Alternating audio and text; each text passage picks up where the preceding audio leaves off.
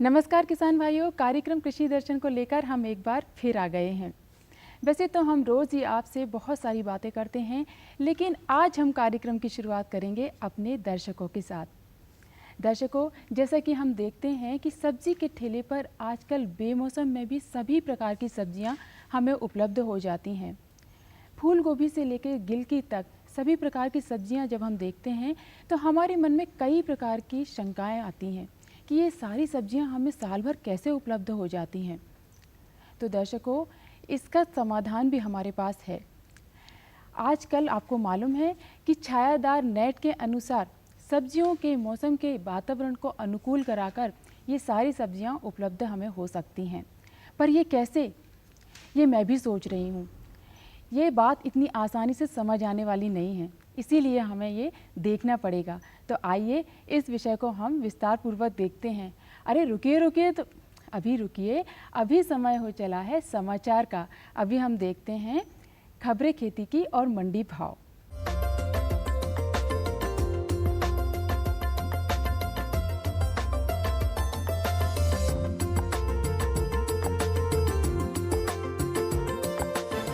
नमस्कार किसान भाइयों, खबरें खेती में आपका स्वागत है। आइए एक नज़र डालते हैं कृषि की खास खबरों पर।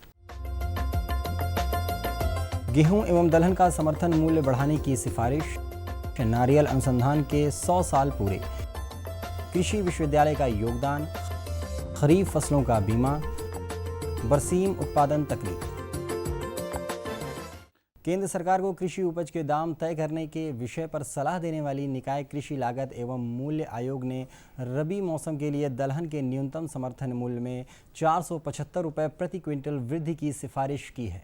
साथ ही गेहूं के एमएसपी को 100 रुपये बढ़ाकर 1625 रुपये प्रति क्विंटल करने का सुझाव भी दिया है।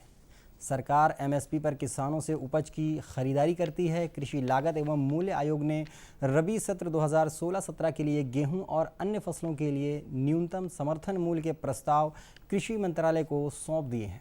सीएसीपी ने फसल वर्ष 2016-17 के लिए गेहूं के एमएसपी को 100 रुपये से बढ़ाकर 1625 रुपये प्रति क्विंटल करने की सिफारिश की है। वहीं दलहन के मामले में सीएसपी ने मसूर और चने के न्यूनतम समर्थन मूल्य में भारी वृद्धि कर इसे 475 रुपये तक बढ़ाकर 3800 रुपये प्रति क्विंटल करने का सुझाव दिया है। केंद्रीय कृषि एवं किसान कल्याण मंत्री श्री राधा मोहन सिंह ने कहा कि कृषि का चौतरफा विकास और किसानों की आर्थिक स्थिति में सुधार लाना कृषि एवं किसान कल्याण मंत्रालय की प्राथमिकताओं में सबसे ऊपर है। श्री सिंह ने यह बात भारतीय कृषि अनुसंधान परिषद, केंद्रीय रोपण फसल अनुसंधान संस्थान कायंकुलम, केरल में नारियल क्षेत्र की संभावनाओं पर हुए राष्ट्रीय सम्मेलन में कही। यह सम्मेलन भारत में नारियल अनुसंधान के शताब्दी वर्ष समारोह के तहत आयोजित किया गया था। जवाहरलाल नेहरू कृषि विश्वविद्यालय जबलपुर में गत दिनों 53वां स्थापना दिवस और राष्ट्रीय बीज दिवस मनाया गया। इस मौके पर मध्य प्रदेश के कृषि मंत्री श्री गौरीशंकर बिसेन ने कीटनाशक अवशेष प्रयोगशाला भवन का शिलान्यास किया तथा बीज एवं कृषि विज्ञान प्रदर्शनी का उद्घाटन भी किया।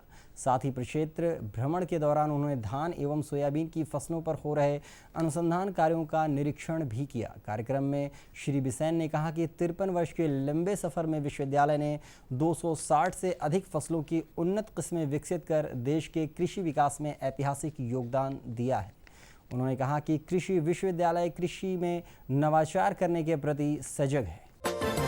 प्रधानमंत्री फसल बीमा योजना के तहत खरीफ फसलों का बीमा धन 70% बढ़ाकर 1,18,000 करोड़ पर पहुंच गया है। पिछले खरीफ सीजन के दौरान फसल बीमा का बीमा धन 69,360 करोड़ रहा था। सरकार के मुताबिक PMFBY के तहत अब तक खरीफ में 3 करोड़ 15 लाख किसानों ने फसल बीमा कराया है। पशुओं के चारे का बेहतर जरिया बरसीम है। इसके लिए खेत की 2 से 3 बार जुताई कर पाटा चलाएं। मिट्टी भुरभुरी होने पर छोटी छोटी क्यारियां बना लें। बोनी के पहले 25 टन सड़ी हुई गोबर खाद प्रत्येक हेक्टेयर में डालें। इसके अलावा 350 किलो फास्फोरस, 50 किलो यूरिया एवं 40 किलो पोटाश मिला दें। किसान भाई वैज्ञानिकों से चर्चा कर बील 1, मेस्कावी या JB1 जैसी किस्मों का चयन कर सकते हैं। चयनित किस्म 25 से 30 किलोग्राम प्रति हेक्टेयर बोनी के लिए पर्याप्त है। बोनी के पहले बीज को उपचारित करें। इसके लिए 100 से 150 ग्राम गुड़ 1 लीटर पानी में घोल बनाकर 5 से 10 मिनट तक उबालें। घोल ठंडा होने के बाद उसमें 1 किलोग्राम जीवाणु संवर्धक राइजोबियम मिलाकर बीज उपचारित करें। 24 घंटे के भीतर इस उपचारित बीज को अक्टूबर के तीसरे सप्ताह के भीतर बोनी करें। 4-5 दिन के अंतराल से 2 या 3 बार हल्की सिंचाई करें। पौधों के अंकुरण के बाद यदि ज़मीन सूखी हुई दिखाई दे तो 10 से 40 दिन बाद सिंचाई करें। किसान भाइयों, खबरें खेती में बस इतना ही। अब आप देखिए मंडी भाव और मुझे दीजिए इजाज़त। नमस्कार।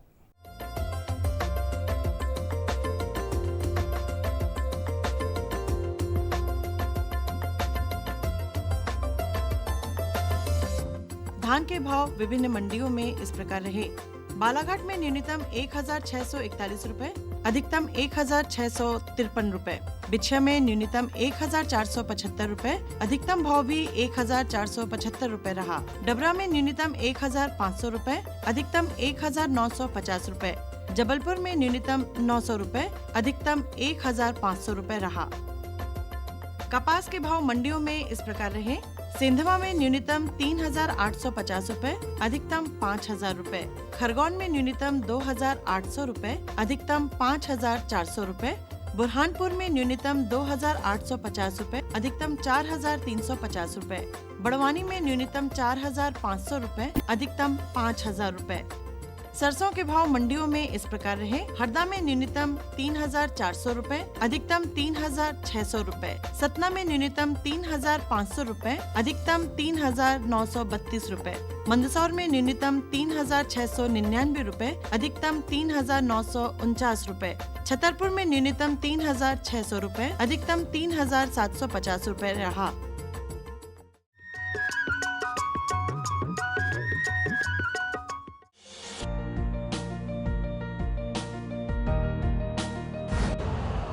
यूरिया का स्वदेशी उत्पादन 70 लाख टन बढ़ाने के लिए 6 उर्वरक संयंत्रों का उद्धार किया जा रहा है। FCIL के गोरखपुर, सिंदरी, तलचर और रामागुंडम संयंत्र, HFCL की बरौनी इकाई और BVFCL की नामरू फोर्थ। सोने पर सुहागा ये है कि देश में अब बनेगा सिर्फ नीम लेपित यूरिया, क्योंकि इससे होगा किसानों का फायदा ही फायदा। अनाज का उत्पादन 10% तक बढ़ेगा। बढ़ेगी 10 से 15% नाइट्रोजन क्षमता।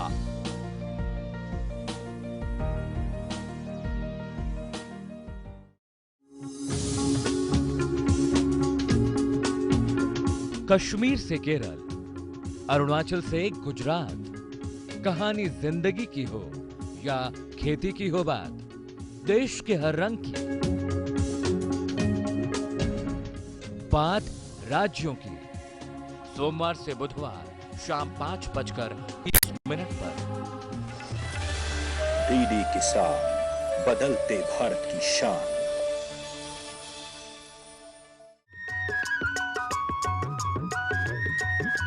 समाचार के बाद अब समय हो गया है सब्जियों की खेती का, वो भी कैसे? छायादार नेट के अनुसार। छायादार नेट में खीरे का उत्पादन कैसे किया जाता है, आज हम इसी विषय पर जानकारी लेंगे और जानकारी हमें दे रहे हैं उद्यानिकी विशेषज्ञ मुकुल कुमार जी। ये हमारा 90 से 100 दिन तक इसकी फसल होती है। इसके लगाने का जो तरीका होता है वो 90 सेंटीमीटर चौड़ी बेड पर एक एक लाइन, दो लाइन या 50 सेंटीमीटर की एक सिंगल बेड पर एक एक लाइन। पौधे से पौधे की दूरी वो 30 सेंटीमीटर रखते हैं। 30 सेंटीमीटर हम इसलिए रखते हैं क्योंकि इस जो नेट हाउस के अंदर हम बीज रहित खीरे का उत्पादन करते हैं वो ज़मीन पर ना छोड़कर हम उसको वर्टिकल, उसकी ऊपर आसमान की तरफ हम उसकी बेल को लेके जाते हैं, जिससे हमारा क्षेत्र जो नीचे का है वो बच जाता है। इसलिए हम 30 सेंटीमीटर की दूरी पर एक पौधे से दूसरे पौधे की दूरी रखकर अधिक से अधिक पैदावार लेते हैं। और लगाने के 8 दिन बाद जब हम इसको ट्रांसप्लांटिंग करते हैं, लगाने के 8 दिन बाद इसमें एक फंजीसाइड होता है जिसका नाम है कार्बेंडाजिम। उसको 1 ग्राम 1 लीटर पानी में घोल के इसकी जड़ों में देते हैं, ताकि इसमें पीथियम जो रोट होती है वो ना आ पाए, और उसके सही बढ़वार के लिए पौधे की इसमें लगाते हैं। अब 90 से 100 दिन की फसल ये होती है। दिसंबर स्टार्टिंग में या नवंबर में ये कट जाती है। उसके बाद हम नेट हाउस में दूसरी फसल धनिया या पालक ले लेते हैं। तीसरा इसमें फिर जनवरी फरवरी में नेट हाउस के अंदर हम टमाटर लेते हैं। अब बीज रहित खीरे में जब हम लगाते हैं तो इसकी लगभग जो कॉस्ट है, हम किसान भाइयों को मैं बताना चाहूँगा, इसकी जो कीमत पड़ती है बीज रहित खीरे की, वो लगभग 1000 स्क्वायर मीटर में 50,000 से 60,000 इसकी कॉस्ट आती है। ये इसमें 3 से 4 वैरायटी होती हैं बीज रहित खीरे में, जैसे कियान है, सेटिस है, अवीवा है, आसमा है। इन वैरायटियों का एक सही उपयोग किसानों को करना है। जैसे जाड़ों के दिनों में सेटिस वैरायटी का इस्तेमाल करना है, गर्मी के दिनों में कियान, अवीवा, आसमा, हिल्टन इनका इस्तेमाल करना है। क्योंकि अगर हम जाड़ों के दिनों में गर्मी के दिनों में जाड़ों वाली फसल लगाते हैं तो उसकी पैदावार कम हो जाती है, और गर्मी का खीरा, गर्मी की वैरायटी जाड़ों में लगाते हैं तो उसकी पैदावार कम हो जाती है। 1000 स्क्वायर मीटर से बीज रहित खीरे का उत्पादन 50 से 60 कुंटल इसका पैदावार होती है, जिसका 50 से 60 कुंटल का जो मार्केट रेट होता है लगभग 1 किलो 20 से 25 रुपये मिनिमम प्राइस जो होता है, 20 से 25 रुपये मिनिमम प्राइस इसका स्टार्ट होता है। तो इसमें 50 से 60 कुंटल की पैदावार हम 90 से 100 दिन में ले लेते हैं। तो 1000 स्क्वायर मीटर के नेट हाउस में हम अगर टोटल कैलकुलेशन करें तो हमारे किसान भाई 80,000 रुपये तक नेट प्रॉफिट कमा सकते हैं 1000 स्क्वायर मीटर में। यानी कि 1 एकड़ में 3,20,000 इसकी लगभग नेट प्रॉफिट कमा सकते हैं बीज रहित खीरे से। अब बीज रहित खीरा में कुछ थोड़ी सी किसान भाइयों को यहाँ मैं बताना चाहूँगा कि नेट हाउस में अगर उन्होंने पूरी तरह से ध्यान नहीं रखा तो उसमें कुछ बीमारी आने का चांसेस होते हैं। जैसे कि इसमें थ्रिप्स और माइट्स, दो जो कीड़े हैं बहुत ज़्यादा प्रभावित करते हैं। थ्रिप्स और माइट्स उसके पत्तों का रस को चूसकर उसमें पीलापन लाते हैं और उसके फलों को डिफॉर्म कर देते हैं, जिसके चलते हमें कुछ इंसेक्टिसाइड का इस्तेमाल करना होता है, जैसे कि इमिडाक्लोप्रिड और एसिटामिप्रिड। इन दोनों दवाइयों को हम थ्रिप्स और माइट्स के मारने के लिए इस्तेमाल करते हैं। माइट्स के लिए जैसे ओबेरोन है या इसमें ओबोमाइट है, 2 दवाइयों का इस्तेमाल करते हैं। और उसमें किसान भाई इसका इतना ऐसा नहीं कि इसमें बहुत ज़्यादा प्रकोप होता है, बहुत माइनर प्रकोप होता है, एक आध स्प्रे में उसको कंट्रोल कर सकता है। अब छायादार नेट के अंदर अगर हम मल्च के माध्यम से, प्लास्टिक मल्च के माध्यम से अपना खीरे को, बीज रहित खीरे की पैदावार लेते हैं तो किसान भाई और ज़्यादा पैदावार ले सकते हैं। क्यों?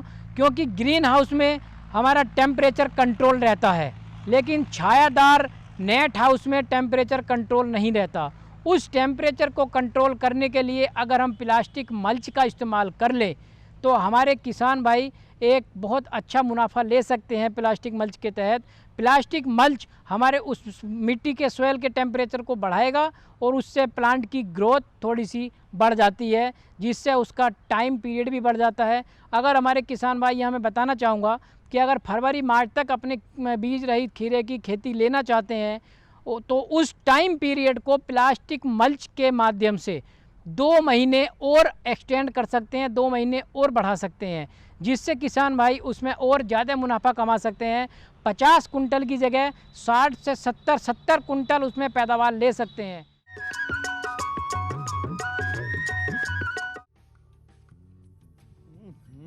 सब्जी में मसाला ज्यादा है। कितनी बार कहा है कि जितनी जरूरत हो बस उतना ही डाला करो। अरे मुझसे तो ऐसा कभी कभार होता है। और तुम जो हमेशा खेत में अनाप शनाप कीटनाशक डालते हो उसका क्या?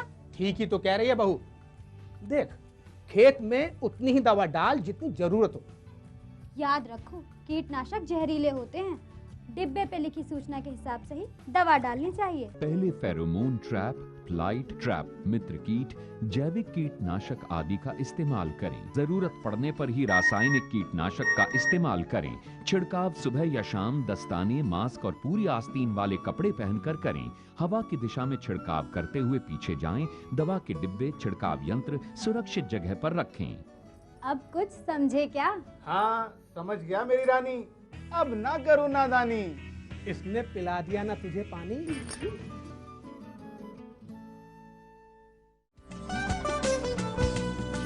कौन कौन सी हैं सरकारी योजनाएं? कैसे उठाएं इनका लाभ? जानिए अपने गांव का हाल। देखिए चौपाल चर्चा, सोमवार से शुक्रवार सुबह 9 बजे। डीडी किसान, बदलते भारत की शान।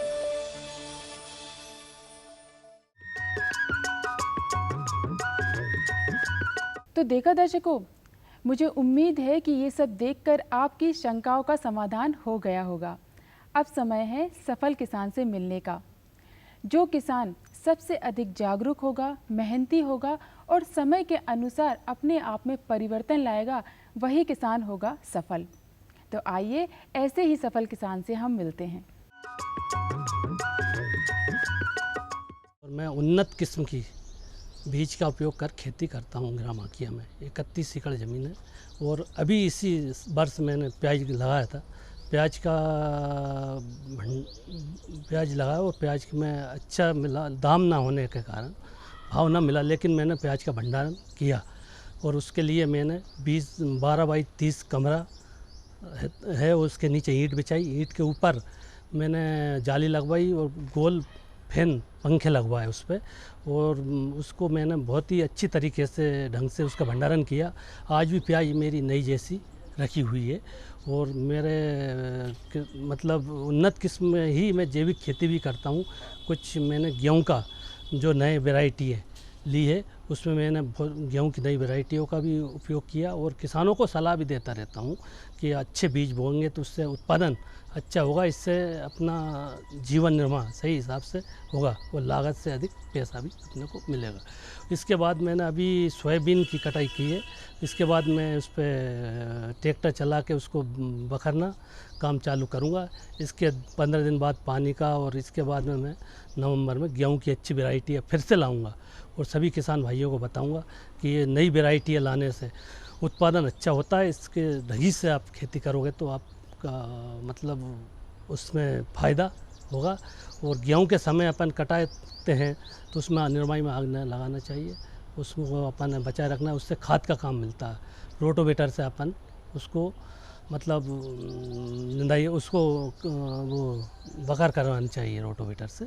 इसके यही है कि मैं अपनी हर फसल को देख रेख अपने उससे करता हूँ और पानी उचित समय पे देता हूँ और गेहूँ में की पैदावार भी अधिक लेता हूँ। 2 साल से डेयरी का भी मैंने किया है, कुछ भैंसें रखी, डेयरी का दूध भी मतलब सप्लाई करता हूँ, उससे भी आमदनी होती है। खेती में जैसे करते हैं गेहूँ वगैरह खेती करते हैं, उसमें अपन एक अलग से आमदनी का स्रोत होना चाहिए। इससे खेती के साथ डेयरी का भी मैंने शुरू किया है और डेयरी से गोबर से मेरा गोबर गैस भी है, केचुए का खाद भी बनता है नाडेप वाला, उससे मैं जैविक खेती करता हूँ। और जैविक खेती उसमें खाद की बहुत कम जो जैविकता लगती है वही खाद डालता हूँ और खाद का जो रासायनिक खाद का कम उपयोग करता हूँ। इससे क्या पैदावार अधिक होती है और समय पर उसकी उपज अच्छी मिलती है। 1 एकड़ में अगर अपन गेहूँ अच्छा वैरायटी का है तो 1 एकड़ में 20 से 25 कुंटल अच्छा गेहूँ निकल जाता है लोगबन का, और 322 तो और भी अधिक 25-26 कुंटल भी निकल जाता है। 322 भी लगाया था मैंने। कृषि विभाग से मैं आत्मा का वो सदस्य हूँ, आत्मा में कृषक मित्र हूँ और बार मैं नवी विभाग भी गया भोपाल में कि जहाँ भी कृषि विभाग की होती है बैठक उसमें जाता हूँ और हमें समय पर कृषि विभाग से बहुत सलाह और बहुत चीज़ें मिलती है। इसमें हमारे जो रुनाया में ग्राम सेवक साहब है वो भी बार आके हर किसान को बहुत सलाहें देते हैं और उन्नत किस्म के बीजों के बारे में और खेती के बारे में हर बार बताते हैं। ट्रेनिंग में हम जाते हैं तो जब ये बीज का भी बताते हैं, डेयरी के ऊपर भी बताते हैं और मुर्गी पालन का बताते हैं ट्रेनिंग में। और भी जैसे कि इसके अलावा ये अपना उद्यान की खेती के विषय में भी बताया था, उद्यान की खेती के विषय में भी बताते थे। मैं कृषि दर्शन कार्यक्रम देखता हूँ सुबह, उससे बहुत समय समय बहुत जानकारी मिलती है। मतलब हर विषय के ऊपर, मतलब आपकी फसल से लेकर सभी दूसरे विभागों की, सभी विभागों की जानकारी उसमें मिलती है। आगे खेती को बहुत ऊपर तरक्की करके और आगे कुछ नए, जैसे कि उद्यान के विभाग से कुछ बगीचे लगाने की मैं सोच रहा हूँ। आगे किसानों को मैं सलाह दूंगा, भैया समय पे हर काम करो, उन्नत बीज बोइए आप, और अच्छी किस्म के बीज लाइए, उससे अपनी उन्नति होगी और उसमें आपको लाभ मिलेगा। न रुकेगा तू, न झुकेगा तू, कमर कस और सीना तान ले, एक बात बस गांठ बांध ले, बदलाव की तान साध ले। हरियाली खेतों में झूमेगी, खुशियां तेरे कदम चूमेगी। कुछ सीख नया, कुछ सिखा तू, है फौलादी दिखा तू, कमर कस और सीना तान ले, एक बात बस गांठ बांध ले, बदलाव की तान साध ले।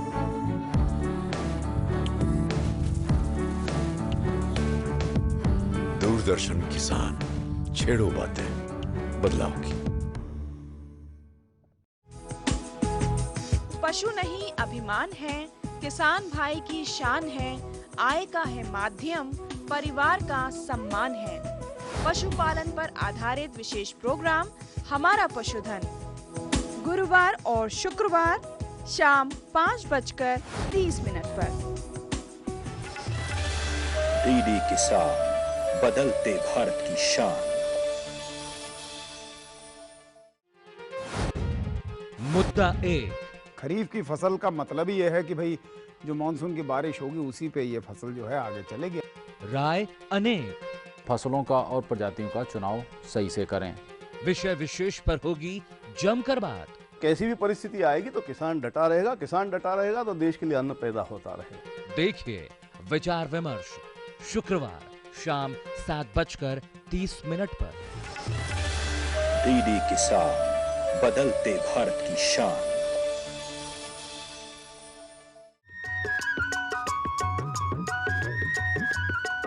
तो किसान भाइयों, ये था हमारा आज का अंक। हमें उम्मीद है कि आज के अंक से आपने कृषि संबंधी बहुत सारी जानकारियाँ ली होंगी, क्योंकि ये समय है त्योहार का।